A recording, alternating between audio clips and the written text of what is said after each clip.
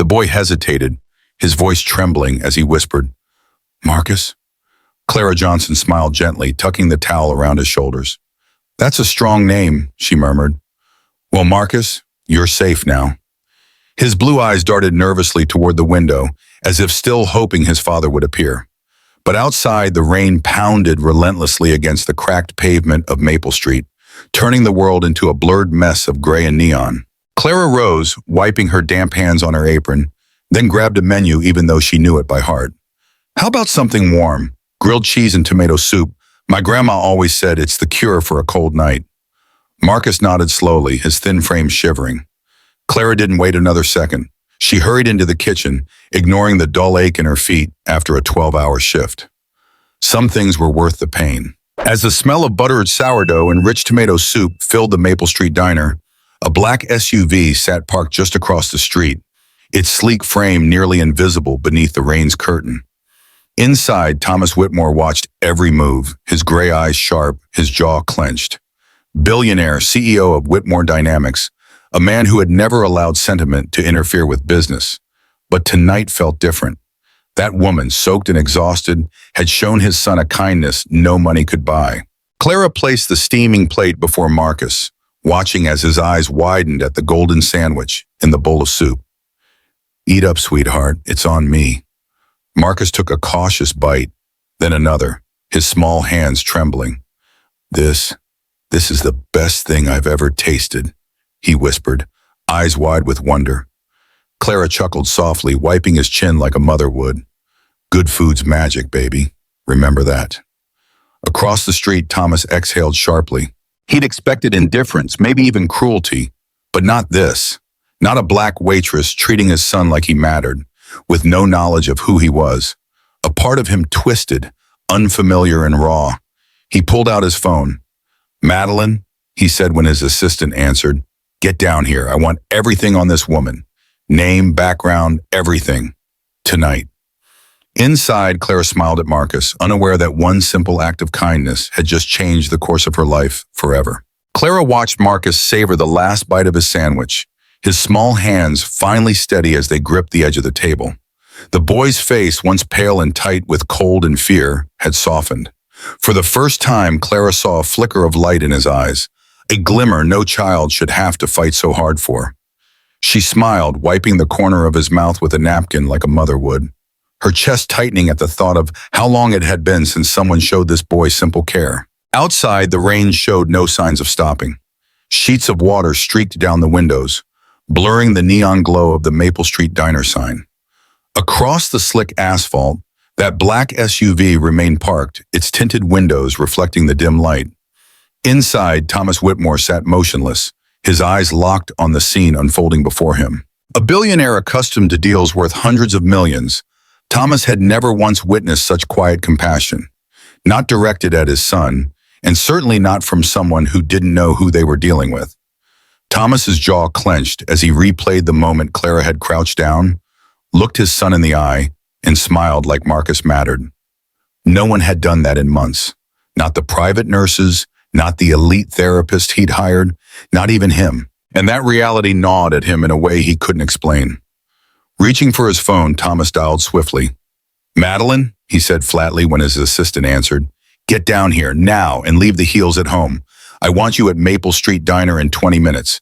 No excuses." There was a pause on the other end, but she knew better than to question him.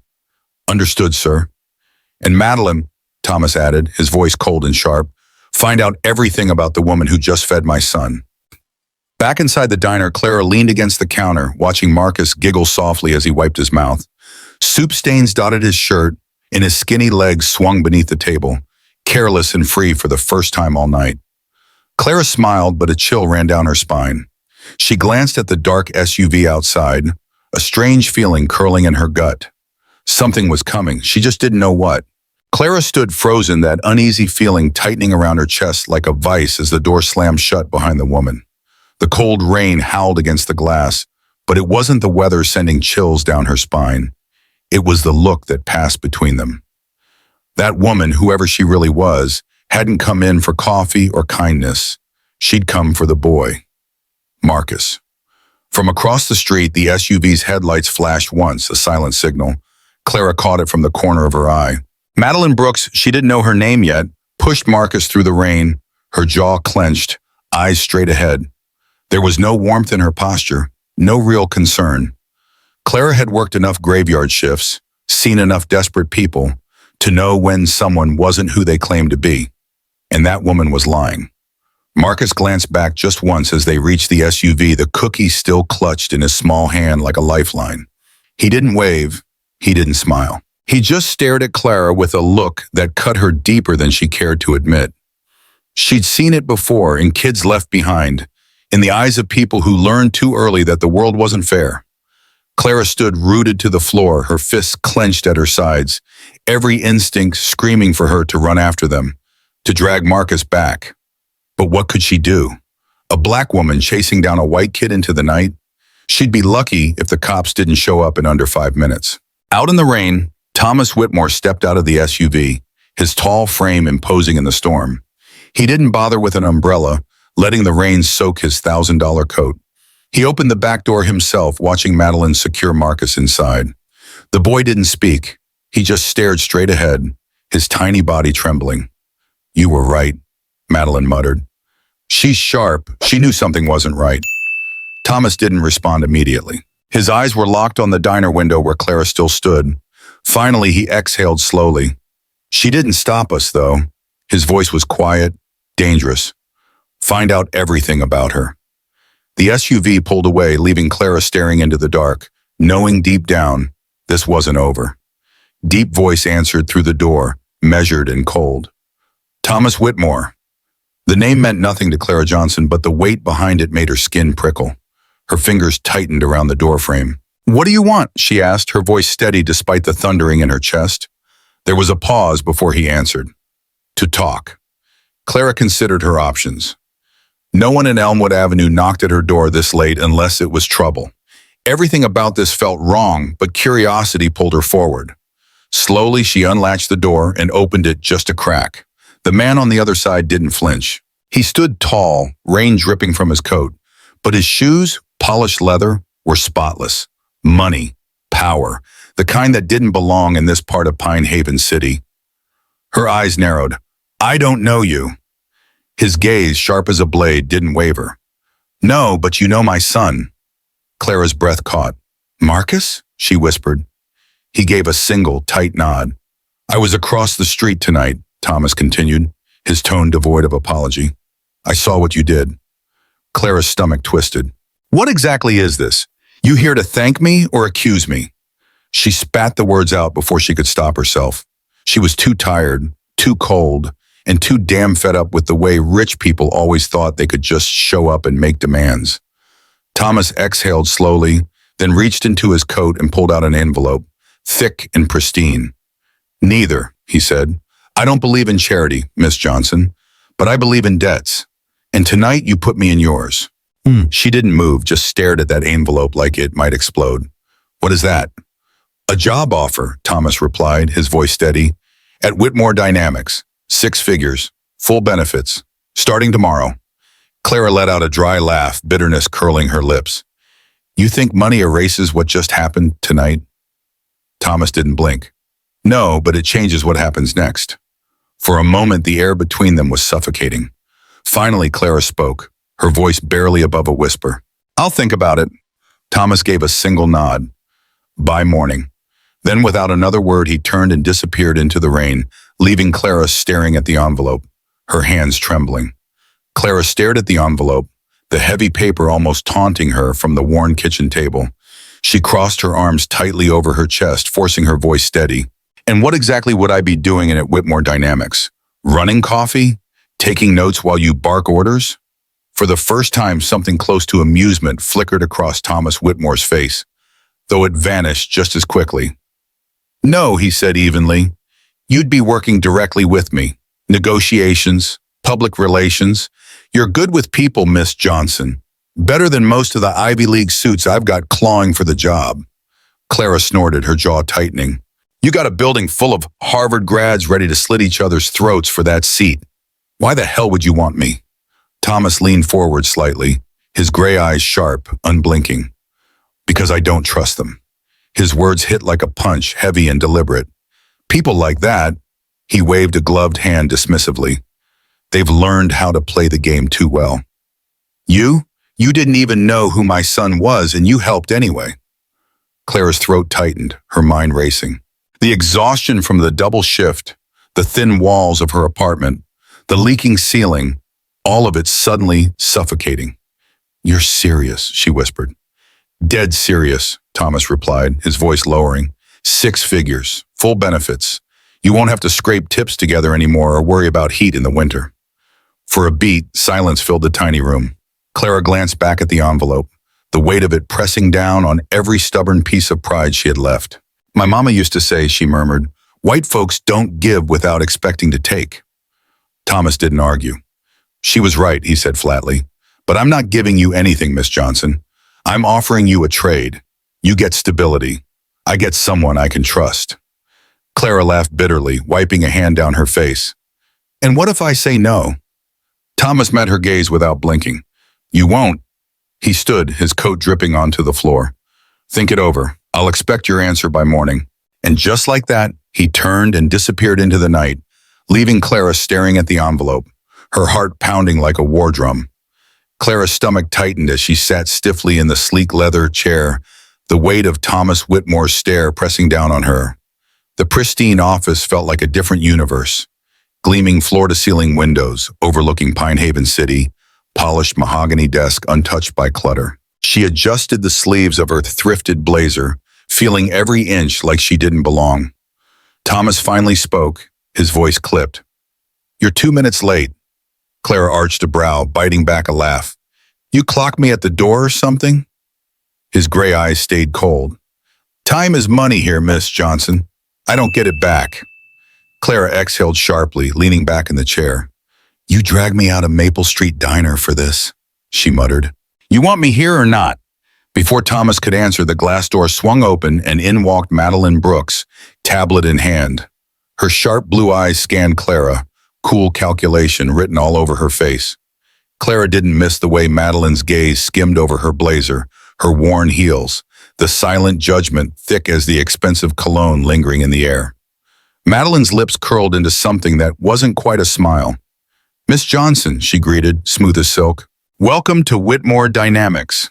Clara met her stare head-on, a slow, defiant smile tugging at the corner of her mouth. Oh, we're doing last names. Good to see you again, Ms. Brooks. For a beat, something flickered in Madeline's eyes. Recognition, maybe even respect. But it vanished as fast as it came. She turned back to Thomas, voice crisp. I've prepared the reports for the Westfield Holdings negotiation. The proposal's ready. Thomas nodded but kept his gaze locked on Clara. I'll handle her briefing. Madeline hesitated, then nodded once. Of course. But before leaving, she shot Clara a final glance, her voice lowering just enough. Good luck. Clara blinked at the tone, less encouragement, more warning. She watched the woman's retreating figure, that same gut-deep instinct flaring again. There were sharks in these waters, and Clara knew she'd just been thrown right into the middle. Still, she straightened her shoulders. All right, Mr. Whitmore, you brought me here. Let's get to work. Thomas's lips twitched. Almost a smile. Let's. Clara's voice cut through the tension like a blade. Funny, she said, her gaze steady on James Wilson, the leader of Westfield Holdings, his silver hair slicked back like he was born knowing the world owed him. It's always just business until it's your job on the line. James's cold blue eyes finally snapped toward her, clearly surprised the woman in the thrifted blazer had the audacity to speak. He smirked, leaning back in his leather chair. And you are? Clara Johnson, she replied calmly. Whitmore Dynamics. James glanced at Thomas Whitmore, then back at Clara.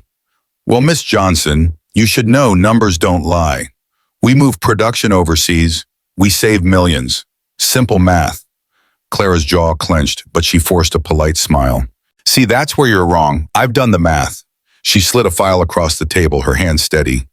Sure, you'll save money for a year or two, but then labor costs overseas rise. You'll spend triple reshuffling operations again, and by then you'll have headlines screaming how you gutted American jobs for profit. James's smirk faded as he skimmed the report. This is speculative. No, Clara shot back, her voice sharp. That's market trend analysis. I know because my mother lost her job the last time a company like yours called it just business. So let me tell you what happens next. You make the move, you trigger protests, lawsuits, maybe even a congressional hearing. Or, she paused, letting the weight of her words settle. You rethink this. For the first time, Thomas said nothing. His eyes locked on Clara as she commanded the room. James exhaled slowly, leaning back. You're good, he muttered. Real good. Clara didn't flinch. I'm not here to be good. I'm here to make sure you don't burn this place down chasing a few quick bucks. The silence that followed was suffocating. Then finally James nodded once, reluctantly. We'll revisit the proposal. Thomas gave a slight nod, satisfaction flickering in his gray eyes. See that you do. As the meeting ended, Clara stayed still, her heart pounding. But on the outside, she was stone. She had just held her ground against men who could buy and sell lives, and won. Clara's hands trembled as she gripped the paper, staring at the damning email. Madeline Brooks' face stayed unreadable, but there was something tight in her jaw. Clara forced herself to breathe, her voice low and controlled. This isn't mine. Madeline gave a stiff nod. I know, but someone wants the board to think it is. Clara's pulse pounded in her ears. She'd seen setups like this before. A black woman clawing her way up just enough to threaten the wrong people, then suddenly, oops, a scandal. Who else has seen this? She demanded. Madeline exhaled. Thomas and the board. Clara cursed under her breath, her stomach twisting. Of course they have. Madeline glanced around the hallway. You need to talk to him. Now. Without another word, Clara stormed toward Thomas Whitmore's office, the paper crumpling in her fist. She didn't knock. She slammed the door behind her. Thomas looked up slowly, gray eyes unreadable. The silence between them stretched, thick with tension. Tell me you don't believe this, Clara snapped, tossing the email onto his desk. Tell me you know damn well I'm not stupid enough to leak company data under my own name. Thomas didn't look at the paper.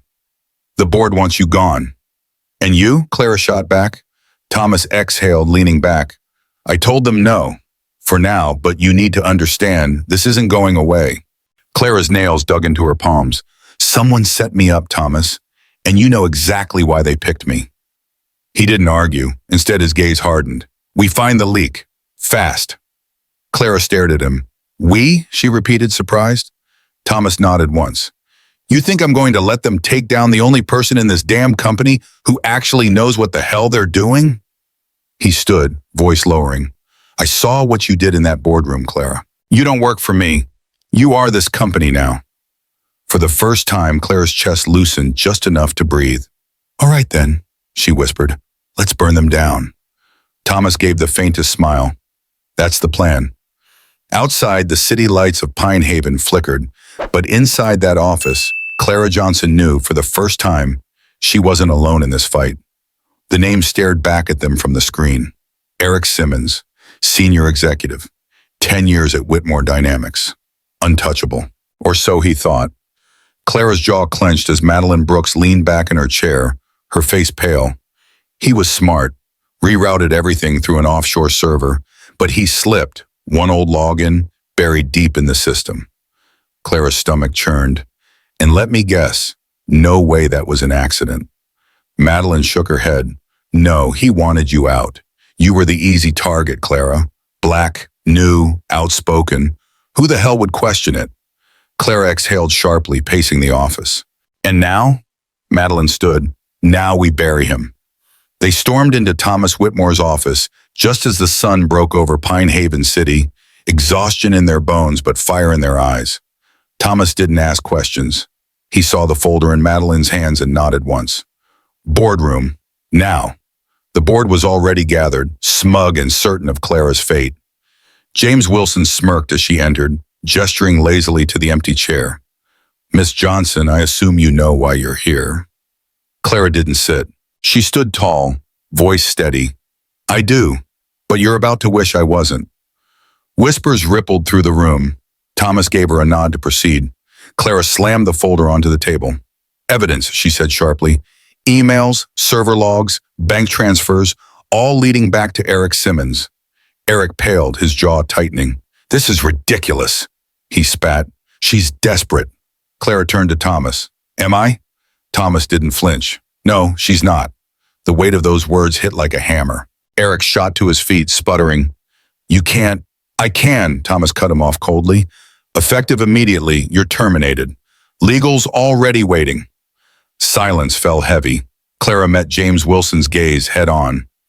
Next time you come for me, bring something better. As Eric was escorted out, Clara finally let herself breathe. She'd won. Not just survived, won. Thomas approached quietly. I told you, you're not just here, Clara. You belong. And for the first time in her life, standing in that cold glass tower, Clara Johnson believed it. By dawn, Clara Johnson and Madeline Brooks had everything they needed, emails, server logs, and bank transfers, all tracing back to Eric Simmons, a senior executive with a spotless reputation at Whitmore Dynamics, known for keeping his hands clean while others took the fall. But this time, he got sloppy.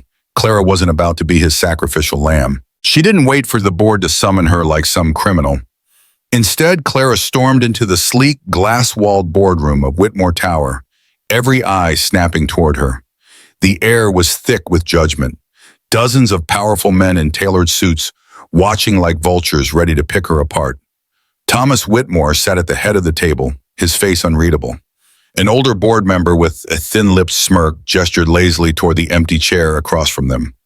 Miss Johnson, he drawled, I assume you know why you're here. Clara didn't sit. She never planned to. I do, she said, her voice calm but carrying weight. And I assume you all know you're about to make a very expensive mistake. A flicker of something, pride, amusement, crossed Thomas's face, but he stayed silent. The board member cleared his throat, shifting uncomfortably. Miss Johnson. No, Clara cut him off sharply. Let me save you the speech. She began pacing, slow and deliberate. I was the easy target, right? The outsider. The black woman who climbed too high, too fast. Who better to pin this on? Sweep me under the rug, call it a regrettable incident, and go back to business as usual. She stopped dead center, pulling a thick folder from her bag and slamming it onto the mahogany table. Except you picked the wrong one. Clara slid the folder across the table. Silence swallowed the room as they opened it, eyes scanning the contents. Their smug expressions shifted, first to disbelief, then unease. 2 seats down, Eric Simmons paled, the blood draining from his face. These are traced emails, bank records, and phone logs, Clara said, her voice icy calm. Every last one linked to Eric Simmons, not me. Eric's chair creaked as he shifted, his knuckles white. Clara's gaze sharpened. And before any of you ask, yes, our legal team has copies, so does the press. If you want to talk about damage control, I suggest you start there. A murmur swept the boardroom like a wave. Eric bolted to his feet, his voice cracking under pressure. This is ridiculous. She's bluffing. Clara turned to Thomas, one brow raised. Am I? For the first time, Thomas spoke, his voice razor sharp. No, she's not. The words landed like a blow. Eric's mouth opened and closed, but no sound came out. Thomas stood slowly, adjusting his cufflinks with deliberate precision. Effective immediately, Eric Simmons is terminated. Full legal action will be pursued, Thomas said coldly. And if anyone else in this company thinks they can play the same game, let this be your warning. Silence. Heavy. Absolute. Clara didn't smile. She didn't need to. She had won. 2 weeks later, Clara stood beside Thomas at Marcus Reynolds' graduation ceremony. The boy grinned up at her from his wheelchair, holding his diploma like it was the greatest prize in the world. I told you I'd make it, Marcus beamed, chest puffed out with pride. Clara laughed, ruffling his hair gently. Never doubted it for a second. Thomas watched them both, his usual cool exterior softened, if only slightly. You did good, Johnson, he said quietly. Clara smirked. Damn right I did. Marcus glanced between them, grinning wide. Are you guys going to hug or something? Thomas sighed. Absolutely not. Clara rolled her eyes, grinning. God, no. Marcus laughed, his joy infectious. For the first time in a long time, Clara felt it, that she had built something real, something that mattered. And she wasn't done yet. Years later, Clara Johnson sat in her corner executive office at Whitmore Dynamics, the vice president of corporate strategy. Her name gleamed in bold letters on the door. What had started as a job, a desperate grasp at survival, had become a mission. Under her leadership, Whitmore Dynamics changed. The company expanded ethical labor initiatives, launched mentorship programs for marginalized communities, and built partnerships with minority-owned businesses. No longer just a tech empire, Whitmore became a model of what corporate America could be if someone gave a damn. Across town, a new community center opened its doors, proudly bearing the name Johnson Whitmore Foundation. It funded education, job training, and opportunities for underserved youth, the very people Clara had once fought to protect. At the ribbon-cutting ceremony, Marcus stood beside her, now a confident college freshman. He grinned, looking every bit the young man who once sat shivering in that diner, unsure if the world cared. "See," he teased, "told you that grilled cheese wasn't the end of our story." Clara laughed, her heart full. "No, Marcus, that was just the beginning." Thomas stood nearby, hands in his pockets, watching quietly. For once, he didn't need to say anything. Clara knew. She had fought her way into a world that was never built for someone like her. And she hadn't just survived. She'd changed it. At its heart, this story is a powerful reminder that sometimes the smallest acts of kindness can change the entire course of a life. Clara Johnson didn't feed that boy in the diner because she thought anyone was watching or because she expected a reward. She did it because it was the right thing to do. She saw a child being hungry and alone, and she chose compassion when the world had taught her that people like her, black, working class, invisible, rarely got anything back for caring. But what Clara didn't know was that simple act, a warm meal and a moment of safety, would set in motion a series of events that would change her life forever. It's a reminder to all of us that our character is truly revealed when we think no one is watching. And sometimes that's when the most important eyes of all are paying attention. There's also a lesson here about standing your ground in spaces not built for you. Clara walked into a world designed to underestimate her, to see her as expendable, easy to discard when the powerful needed a scapegoat. And when that moment came, when they tried to pin their mistakes on her, she didn't crumble. She stood tall, demanded to be seen, and forced them to reckon with the truth. For anyone who's ever felt like an outsider because of the color of their skin, where they come from, or what they look like, this story is proof that you don't have to stay small just because the world wants you to. Sometimes you're the one who shifts the balance of power just by refusing to back down. But perhaps the most important takeaway is this. Real success isn't just about climbing the ladder for yourself. It's about reaching back and pulling others up with you. Clara didn't stop once she won. She didn't settle for just proving them wrong. She used her new power to create opportunities, to build something lasting, to make sure that the next young person like Marcus Reynolds wouldn't have to wait for luck or a miracle to get their chance. She built programs, partnerships, and a foundation designed to outlive her. And that's what legacy is. It's not about your name on a building or your title on a door. It's about the lives you touch, the doors you open, and the path you clear for those coming after you. Because at the end of the day, kindness, courage, and integrity are the kinds of investments that always pay off.